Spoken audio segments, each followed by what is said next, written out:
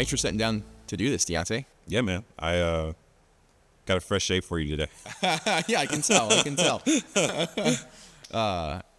So you're obviously in all these meetings when we talk about what are we going to do during that series and hearing our idea for let's share some stories during it. And then you're like, I kind of want to share mine. Yeah. What had you in that headspace of, I'm going to get my story out there? Yeah, I think a lot of times I can present well. Yeah. And present as if I have everything all together. And I don't know, I feel like I'm in a space in my life where I've come to realize that vulnerability can be a superpower and that it can help a lot of people. There's a guy that I listen to quite frequently. He always says, if I go first, then it frees someone else to go second. And so that's kind of the mindset that I was in. It's just like, okay, like, let's just be vulnerable. Let's just share. Let's just talk, you know, and put it out there. So, So, married, 2 kids. yes. I've enjoyed getting to know you over the last couple of years. We both started around the same time. Yeah. I've enjoyed getting to know you and your family and your kids. My middle son loves your kids, gets to watch them here a lot. And do you think parenting kind of pulled some of those vulnerabilities out of you, parenting little kids? Yeah. I think, God uses our family to sanctify us for sure. It's one of those things where, like the parenting thing, I want to be not only better for my kids, but I want to leave something for them to be able to look back and say, oh, no, like Dad was very vulnerable. Dad, like this is how, like modeling it for them so that they can see it and know like how to go through life, like just leading with vulnerability, sharing their stories, finding good community to like, just be open with.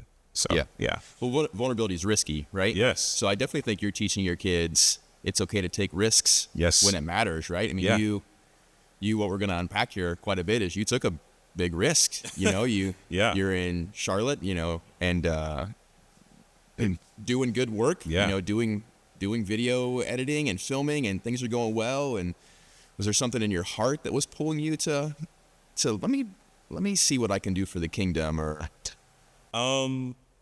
honestly, man, like it wasn't in my mind at first. I mean, like you said, I was doing a bunch of work in Charlotte. I had gotten to work with some really cool people. And had the right connections to where I could have stayed and business would have flourished and it would have been fine. But it honestly was when we started helping out this church plant in the local area, and I was serving there as a creative director, and I had never really dipped my toes like deep into ministry up until that point. I had served at other churches, like doing camera operators, stuff like that. But never like deep in the trenches.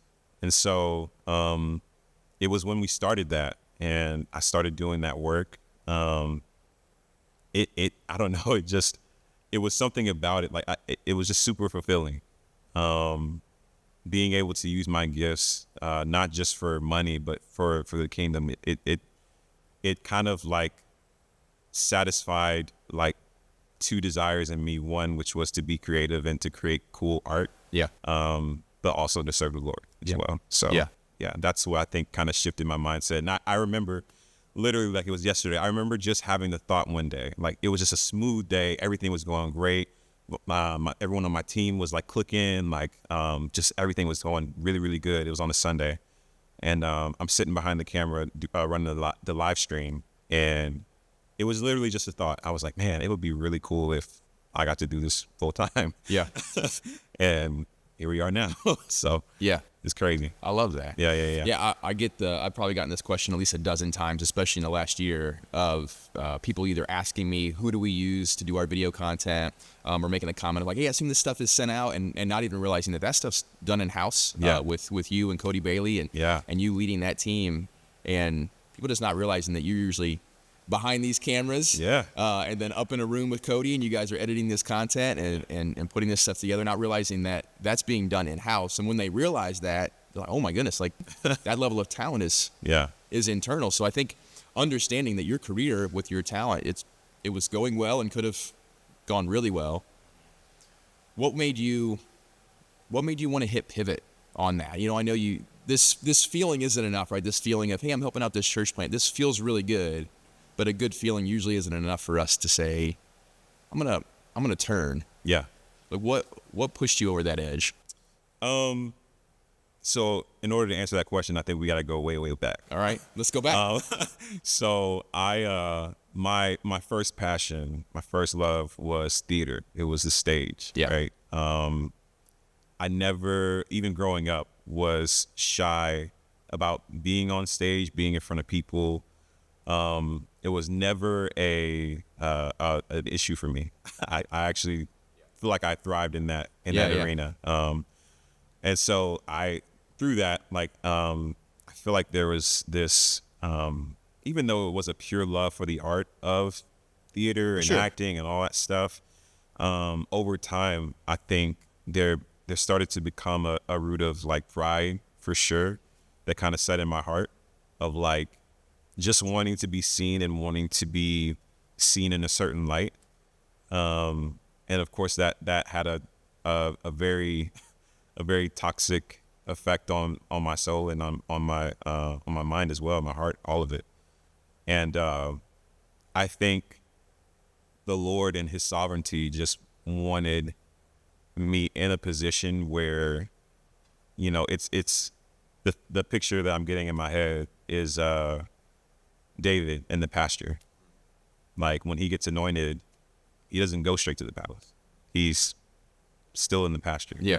And I wanted the palace like quickly. Like I wanted that like immediate, like give it to, like I'm shooting for the stars. Like I had this big dream of, I'm going to be on Broadway. Yeah. Or if I don't make it to Broadway, I'll go to Hollywood.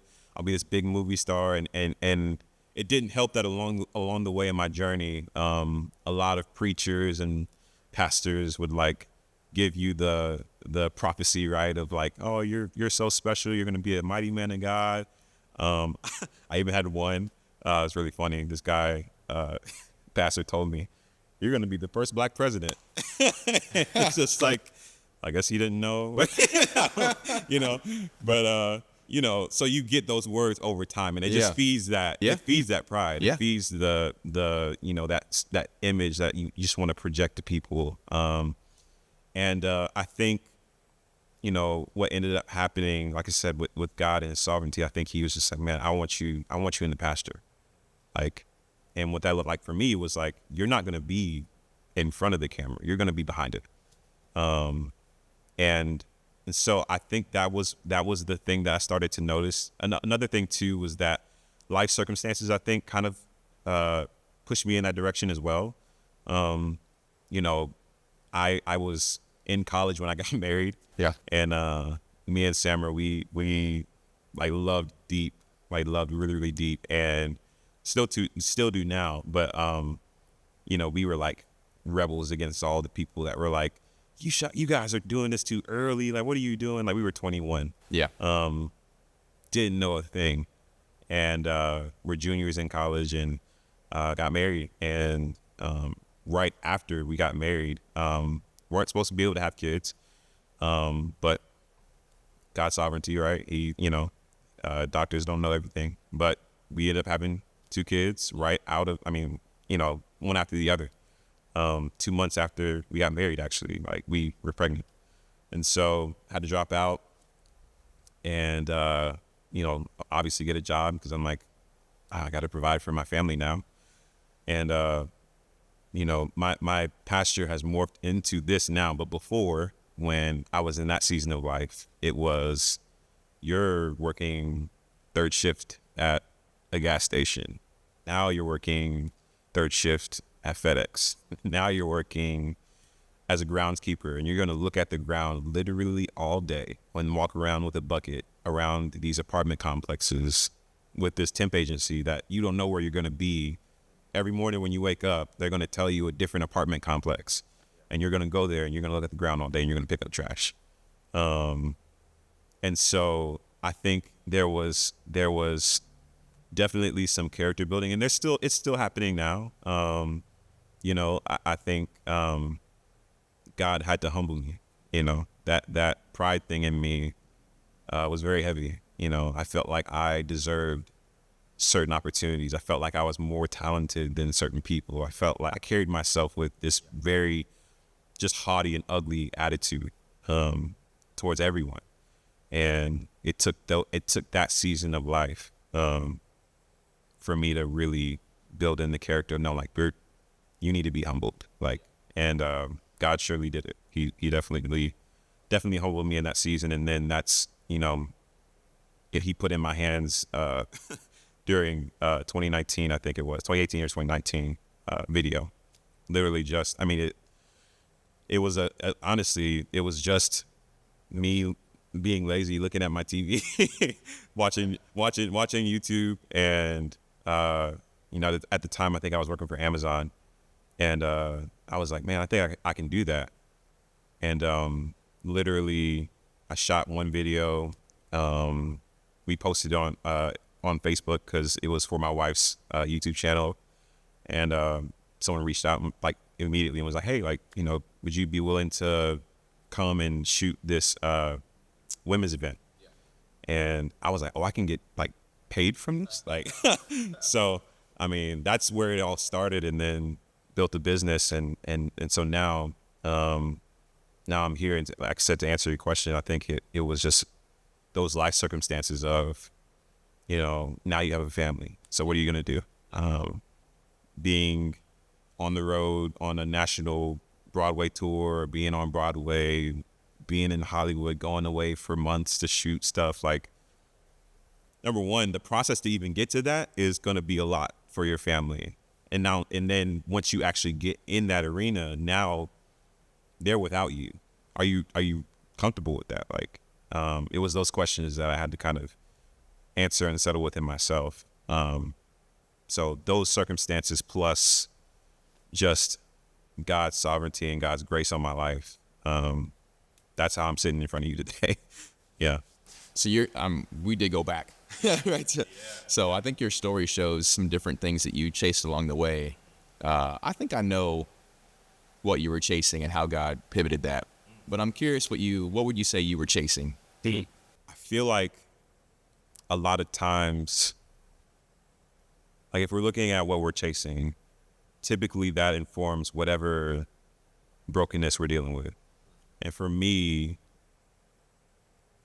man, I think it could have been insecurity. It could have been, like I said, the pride thing. So maybe it was just a chasing of this image. It could have been a chasing of validation, because I mean, along my journey, of course, you know, as a parent of someone who's in theater, how hard it could be to potentially have the thought in your mind of, oh, my kid's gonna do theater for their career, like, you know? Yeah. And so, you know, like any other parent, like my parents were kind of like, man, that's, I don't know, like if you really want to do that kind of thing. And I had a lot of doubters, a lot of people that didn't think that I would amount to much. I mean, there are people that knew I was smart and book smart, but like something that lofty or that, like, you know, whatever was like, oh, no way. And so I think there was like a hint of like bitterness and resentment that was like, oh no, that was my driving force of like, oh no, I'm gonna make it. I'm gonna show you. So maybe it was validation. Yeah.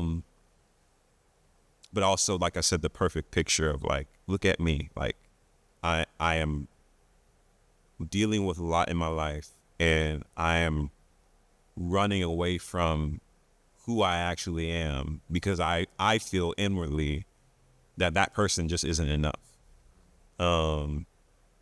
So I gotta be the guy who's on stage. I gotta be the guy who's in front of people. I gotta be the guy that everyone loves and wants to be around, that has this gift or this talent that people are attracted to. Because in my actual life, and in reality, like I was the opposite. Growing up, I was the outcasted kid, the kid that was too smart, the kid that, you know, actually wanted to do the right thing. At a young age, I remember my dad, like, he burned CDs for us, and he burned like Christian hip hop CDs. So I'm, you know, I'm listening to like Lecrae. I'm listening to, you know, cross movement. Yeah, so we bonded over some cross Yeah, movement. yeah, yeah. So like, you know, I like Christian hip hop literally raised me. Yeah. While everyone else is like listening to R&B and all these other things, and I felt it, like the difference. Like I felt like, man, like I'm not like everybody else. And, you know, for some time was bullied.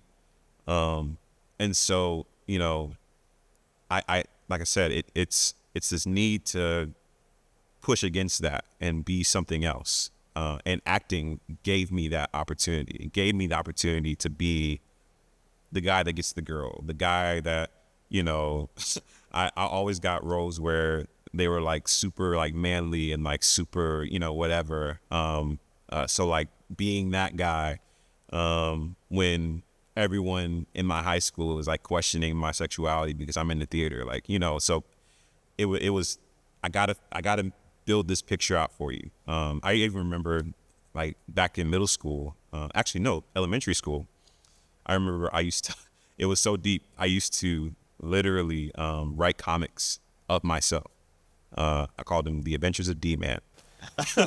and I would write out these comics. I mean, I had probably like 6 or 7 of them written out of like this character of who I wanted to be. Like, the guy that gets the girl, like I said, the guy that gets the girl, the guy that's brave, courageous, all these things that I wasn't. So I think it a combination of things. It's probably a combination of like chasing validation, chasing this image of who I think I need to be accepted by society or myself, you know, whatever.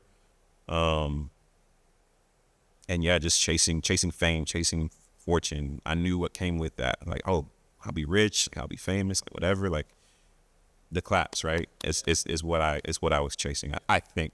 I'm interested in what you would say. I think a lot of people will listen to this whole series and they'll relate most with your story, because they also won't be able to define. I'm chasing money, you know. I'm chasing, and it's a little bit more vague and obscure for a lot of us, I think. So I think people will relate to yours. I think you were always chasing to be served. I think everything that you've told me in your past that you're unpacking now, it just points to I want to be in a position where I'm being served. Yeah. Because that brings everything. That solves my insecurity. Yes. You know, if you're serving me, then obviously you believe in me. You're on mission with me.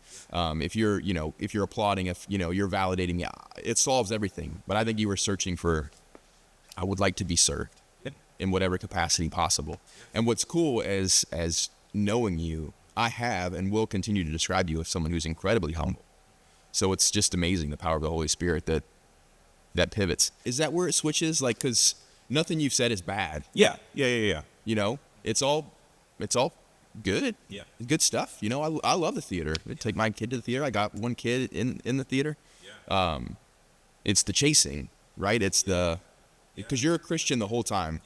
Been a Christian since you were a little kid. Yeah. So the Christianity it's here, you know, but identity is in theater, right? Yeah, Like, yeah. And I think it's something that all thespians like live with, is this thing of like, man, you really have to realize that even though you're on the stage, even though there are lights, even though whatever, like people are here to see the spectacle of your talent and your performance. At the end of the day, it is a service. You are for, you know, 3 hours or however long, you are like creating an environment for people to unplug from their daily lives, to unplug from the chaos, to unplug from all of this stuff and just sit and enjoy. You like giving them this gift of what the human experience is, and hoping that they will leave with inspiration, motivation, just hope. So it's, that is where it switched, because if you don't process that before you even hit the stage, it automatically becomes about you. As soon as you step out, as soon as the lights are on, it's showtime, baby. I'm about to show them what I can do. And it's like, no, like you are performing a service to people. So yeah, that I would say that is where it switches, yeah, for sure. So it's interesting, and I don't know if you've pieced this together, but even just hearing your story now, you're chasing this place to find your identity on the stage because it gives you the opportunity to be someone else. Yes. To change your own identity in the process. I think it's really cool that the position that you're in now gives you the opportunity to do just what you were saying before. You know, it's serving, it's bringing stories to life to impact people. You know, you're gonna be a part of this story, actually sharing yours. Yes. But you're gonna put together a few other ones. For sure. You say it's your favorite part, bringing someone's story to life, right? Yes. And it's this emotion of empathy that you now give to your church family. Yeah. That they can relate to and be challenged by. And it's almost the exact same thing that you had the opportunity to do from the stage. Yeah. But you chased me. The wrong version of it. Yeah. And now you still get to do God's so faithful, man. Yeah, man. It's not literally when people say nothing's wasted, it sounds super cliche, but it's like, and I've always wondered, I'm like, man, like, okay, God, so if I'm not performing, like, what are you going to use this for? Like, why am I so comfortable being on stage in front of people? Like, what am I going to do with that one day? And gifting few people have. Yeah. Most people don't want that. Like, actively run from it. Yes. And you have it. I love it. Yeah. You know? Yeah. And so I've wrestled with that, but I think it is what you're saying. It's like, you know, while being in the world of theater, you build that empathy, like, cause you're reading, you have to understand people in order to understand your character. In order to really put on who this person is, you have to be able to find something. There has to be some sort of tie of like, oh, I can see that in my life. And that is a lot of times the place where you pull the emotion from. And so I think being in that world, it taught me that, to where now, you know, being in ministry, like it shows up all the time where, you know, I'll be sitting doing an interview like this, and you know, I can beyond the video, beyond, you know, any of that stuff, just having a conversation with someone, it just naturally pulls out those really cool moments that we get to share on Sunday. And you know, even to your point of like, man, the conversations that I've had with people while sharing their story, after sharing their story, man, just the moments I've been able to sit in with people, me and Cody, like it just, it makes it fills me up. And every time we get done, I always tell them, I'm like, man, yo, this is the reason why I love this. Like, bump the video, bump the cameras, bump all that. Like, it's cool and it's great. And you know, it puts a salary in my bank account, but like it's the sitting with someone after they've just been super vulnerable and going, man, you are so brave. Like, thank you.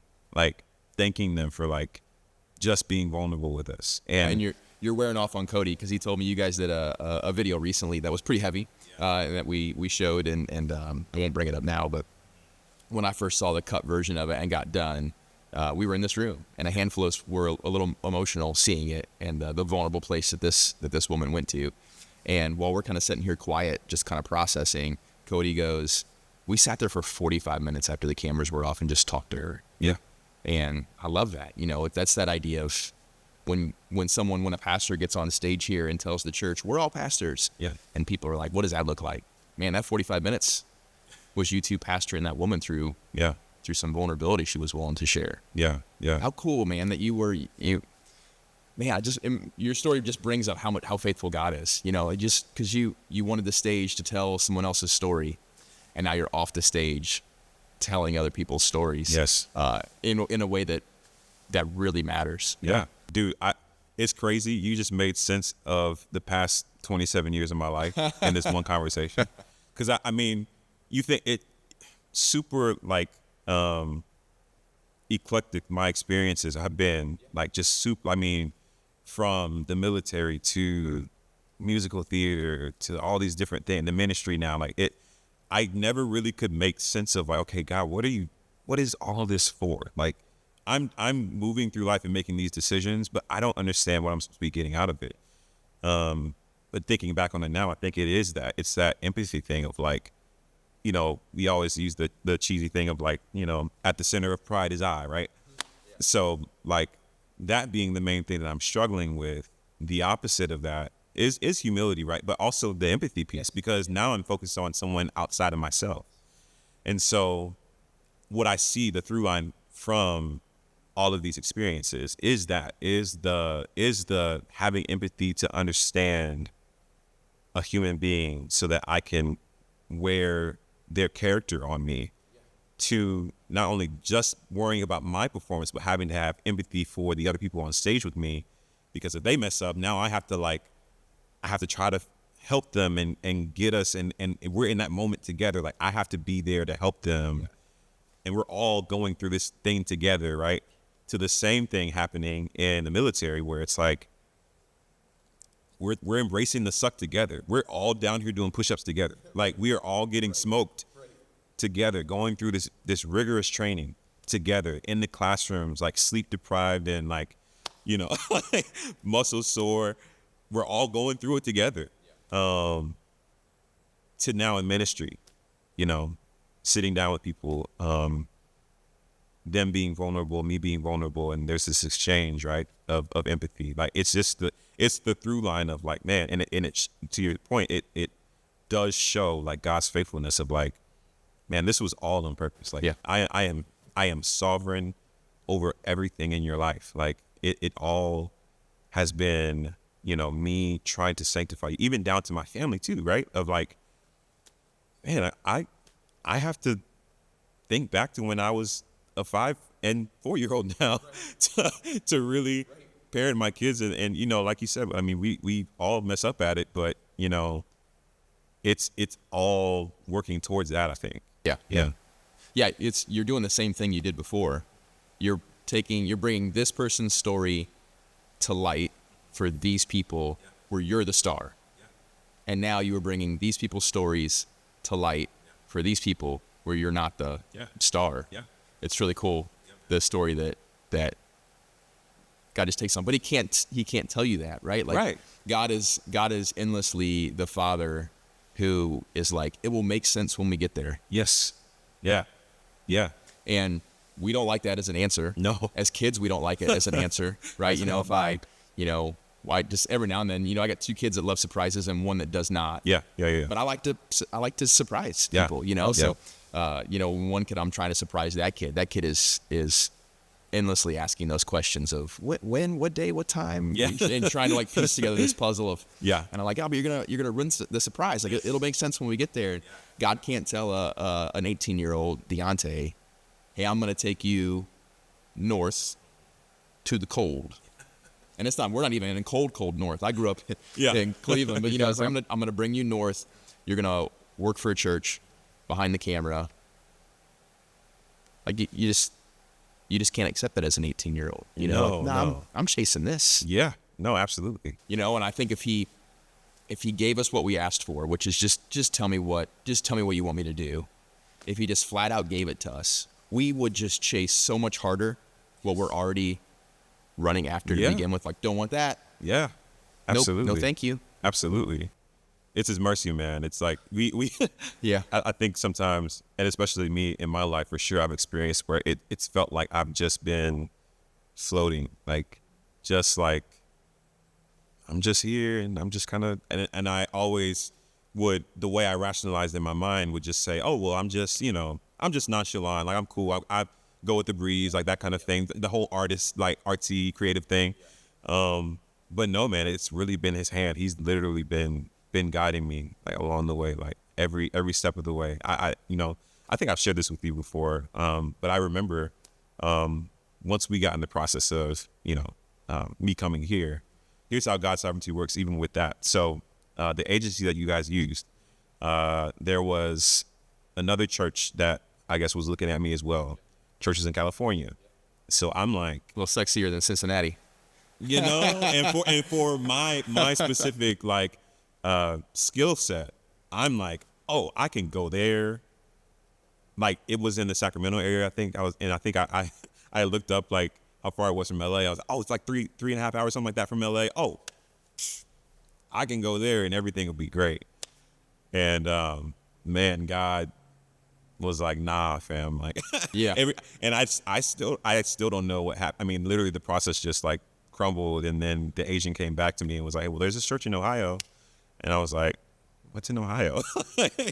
And it kind of felt like, man, like Abraham, like get thee out of thy father's country to the land that I would show you. And it was just kind of like, okay, God, I don't know anything about this place, but I guess this is where you want me to be. Like, and I can't put in words, man, the amount of freedom. And you know, like deeper parts of my testimony, that, man, like it just the amount of like, okay, I get it now. Yeah, it wasn't moved to Ohio and, oh, now everything fell into place. Yeah. It was moved to Ohio and, all right, are we going to move back or are we going to stay here and work? Yes. Yeah. You know, and there's probably a good year, right? Yeah. Of like, yo, we could just pack up. Yeah. We could go back. Like, it'll be fine. Like, yeah. So no one listening to your story needs to get that idea in their head of, all right, if I just say yes to Jesus, then my life is figured out. Like, no, fam. The church, capital C, we've done a disservice for too long of, you know, come to Jesus is really, really hard, and then serving him is easy. Like, no, coming to him is the easy part. Yeah. It's the serving that's the hard part. And, yes. Yeah. You know, yeah. I think we definitely have romanticized this idea that, like, once we find whatever our purpose is, whatever the thing that we feel like God has put us on this earth to do, whatever that is, like, oh, it'll be easy from there. Like, it'll be so much joy, it'll be so much this, that, whatever. And it's like, no, like, this is like, when he says, like, take up my cross and take up your cross and follow me. Like, there's some weight on that. Yeah. We are so in love with our comfort. Like, and we equate purpose to comfort. Yes. That's what it is. You're right. That's really what it is. It's like, oh, because that's what we tell people from the pulpit. We're like, oh, look, if you find your purpose and you walk in your purpose, God's going to bless you and God's going to do it exceedingly abundantly above all you can even imagine. And it's like, yeah, like, but the exceedingly and abundantly above all that you could ask or think looks way different than what you think. Like, it's not an external, not all the time. Sometimes it is, but not all, most of the time. I feel like for the majority of us, it is when you start walking in your purpose, like, that exceedingly abundantly above all you can imagine or think is a little black boy from the South coming to Ohio with no reference, no of friends, no family, no nothing. Yeah, haven't done this career before. Just none of that, to work on an internal, like, struggle from pride to whatever. Yeah. Like, yes, I can list them all out. Yeah. But, like, to work on those things, right? And in the process, you will have, like, joyful moments, yes, but it is going to be hard. Like, it's not comfortable. It is the most uncomfortable thing I've ever done in my life. But again, the other side of that, and on the other hand of that, is that joy, that, you know, that peace of, like, man, God, I know and I can feel that I'm in your will. And this sucks right now, this hurts right now, but I'm going to go through it because I know that on the other side of it, I won't even be able to recognize who this other guy was. Yeah. You know? Yeah. I remember that's the inspirational part of your story. And that's kind of where I want to end, is if people truly, I think, understood, as people see you in the lobby, they need to ask.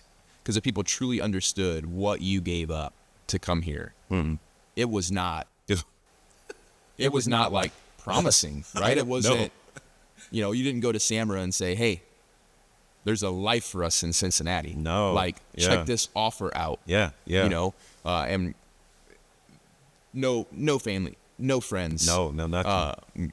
Moving out of the South. No home when we first got here. That's right. You all hoteled for a bit. We were in a hotel for a month. I forgot about that. Yeah, we were in a hotel for a month, how bro. you didn't run home during that season of life. Oh, my God. I had no idea. No idea. It had to be his grace. Yeah. Just what you gave up and pulled your family through. Yeah. And you got a great family who supported you. Beautiful love your family. wife and kids. And that they went on that journey with you. And then as things just started to get settled. See? Yep. God was like, hey, some of this other stuff in your life, while you're still a little unsettled, let's just drag it all out. Yes. Let's just that insecurity that's in there. Yeah. You know. Yeah. To the point this is the moment. This was the first moment that I thought you were gonna move home. You looked at me and you were like, I don't know who I am. Yeah, I remember that. Yeah. And that's a scary place for anyone to sit. Yeah. It's scary for a 12-year-old to sit in. I'm not quite sure who I am or what God has for me. As a 20-something husband, father, Yes. to set in like, Yeah. I don't know who I am. Yeah. And I said to you, because you've described it perfectly. Like, you came in, you're go with the flow, you got a lot of swagger, and I pulled you aside to tell you to get that back. Yes. I'm like, hey, get your swagger back, man. You're lost some confidence. Like let's I'm Deonte Streeter. Like, let's get some of that back on you. Yeah. And you were like, I don't even know if I want to be that guy. Yeah. Because God was just wrecking you. Yes. On some stuff. Yes. And to see you on the other side of it now, of like getting your confidence back now in the right way, in a healthy way. Yeah. By serving, by bringing stories to life. Just the joy that's coming off of you now is contagious. Yeah, man. That's what walking in purpose is. Well, it's chasing the right thing. Chasing the right thing too, right? Like, it's stripping you down of all these things that aren't like God. I think that's the thing that people don't understand when they come into a relationship with him. It's like, it's not all like great and whatever. Like, it Right, is great, right. but like when you first get into it, it's like, okay, like, pick up that cross, like, let's go. Yeah, Like, and that analogy, I mean, people back then knew what Jesus was saying. It wasn't, we've kind of turned it into like, Jesus saying pick up your cross is carry a burden. Yeah, That's yeah, your cross to bear. Yeah, like, he was yeah, telling yeah. people, hey, die the worst way possible, and then you can follow me. Yes. Like, they knew exactly what he was saying. Yeah. And there's a moment when I'm sure people could have come up to you and could have said, why are we here? Yeah. Why are you here? I'm sure your wife, maybe she did say, why are we Yes. here? Yeah, And for you to be able to respond, God is here. Yeah. And I'm chasing him. Yeah. Yeah. This is where he's told me to go. Yeah. And I'm chasing what he has said instead of chasing what I have always tried to chase. Yes. And seeing where you are now on the other side of it, I think your story is going to inspire some people to say, I am done chasing the things that I've put in front of me. I'm just going to chase after God. Yeah. Yeah. And just my encouragement to anybody that sees it would be just count the cost before you say yes. Like, count the cost. Like, and I don't want to make it sound like it's like this, like, ooh, it's going to be like super terrible, but like, just don't like come into it with a heart of like, yeah, God, like whatever you want to change, no matter how hard, no matter how long this process will be, I'm open. Just be open. Like, it's possible. And in my life, it is a testimony of that for sure. So yeah, I feel like now I have definitely started chasing. I feel like I've definitely started chasing more of his heart now, for me, for my family. And I've seen the ways that he's like kind of ordered my steps and even changed my perspective on certain things to like get me to like spring into action on certain stuff, like just being more intentional at home, like things like that, that, I mean, were a huge struggle for me in the beginning of my marriage, even down to like, how I show up here, the way that I serve Cody, the way that I serve on our team. I just see his hand all over it. And that's, if I don't care where it takes me, and I feel like that's a very risky thing to say. He's listening. I'm like, I know it's a very risky thing to say, but I feel like, and I mean, and the thing that gives me the most confidence, I have to shout out my wife. I have to. She, man, I remember when we first got married, she told me, she's like, man, as long as I know that you're serving God, that you're following him, chasing his heart, like, we could be on the side of a road. Like, try not to get choked up. Yeah. She said we can be on the side of the road with a McChicken in a box, and she would not care. She would not care. And that gives me the confidence to say, man, like, let's just go. Like, wherever you want me to go, whatever you want me to do, whatever it is you're desiring of me to give up, whatever it is that you want out of my life, like, as long as you're with me, like, it's that whole, who was it? I can't even think of her name right now. in the Bible where they're like, God, if you don't go before, was it Moses? You don't go before me. Like, I don't want to go. Like, I don't want to be there. Like, if you're not there, like, I don't want it. So that's where my heart is now. And yeah, I hope that me sharing does touch someone and helps them to get in that same space as well. I want that for everybody, you know. It absolutely will. I'm confident of it. And you inspire me. And I see God's hand on your life. And I'm glad you shared that about Samra. Because some spouses need to hear that. Yeah. And know that I need to support my spouse. And yeah. If you got to ride or die, you better hold on to them, whoever they are. Because, man, I tell you, yeah. I love you, man. Love you, bro. Thanks for doing this. Absolutely. Bye, Rhea.